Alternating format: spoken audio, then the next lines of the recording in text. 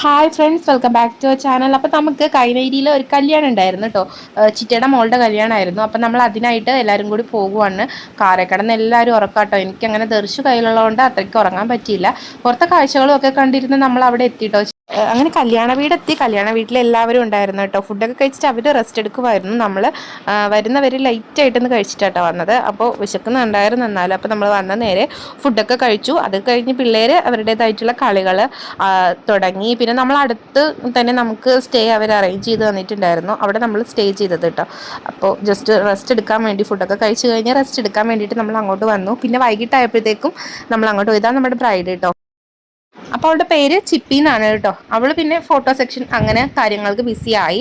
നമ്മൾ കുറച്ച് നേരം അവിടെ ഇരുന്നിട്ട് നമ്മൾ ഫുഡ് കഴിക്കാനായിട്ട് പോയിട്ടോ. ബിരിയാണി ആയിരുന്നു ഫുഡ്. പിന്നെ ഓരോരുത്തർ ഫോട്ടോസ് എടുക്കാനായിട്ട് തുടങ്ങി.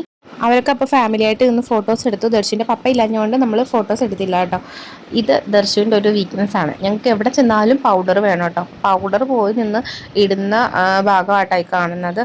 അതൊക്കെ കഴിഞ്ഞിട്ട് ചേട്ടൻ്റെ വക പാട്ടുണ്ടായിരുന്നു. അങ്ങനെ പാട്ടൊക്കെ അടിപൊളിയായിരുന്നു കേട്ടോ. അതൊക്കെ കഴിഞ്ഞ് ഹൽദി ഫംഗ്ഷൻ സ്റ്റാർട്ട് ചെയ്തു.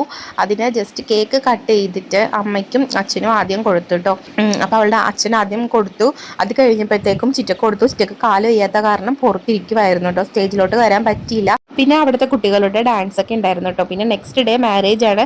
അപ്പോൾ താലികെട്ടൊക്കെ കഴിഞ്ഞിട്ട് അവരവിടെ പ്രസൻറ്റേഷനൊക്കെ കൊടുക്കുന്നതുകൊണ്ട് അവിടെ ഇരിക്കുമായിരുന്നു. ദർശുട്ട് നല്ല ഉറക്കത്തിലാണ്. വീട്ടിൽ നിന്ന് അച്ഛനും അമ്മയും വന്നിട്ടുണ്ടായിരുന്നു കേട്ടോ. അതൊക്കെ കഴിഞ്ഞിട്ട് നമ്മൾ വൈകുന്നേരം റിസപ്ഷന് പോയിട്ടോ. അപ്പോഴത്തേക്ക് ജസ്റ്റ് കണ്ടതാണ് ഈ കുറേ കപ്പലൊക്കെ അവിടെ കിടക്കുന്നത്. അപ്പോൾ ജസ്റ്റ് വീഡിയോ എടുത്തതേ ഉള്ളൂ. വീഡിയോ ഇഷ്ടമായി ലൈക്ക് ചെയ്യാനും സബ്സ്ക്രൈബ് ചെയ്യാനും ഷെയർ ചെയ്യാനും മറക്കരുത്. ബൈ.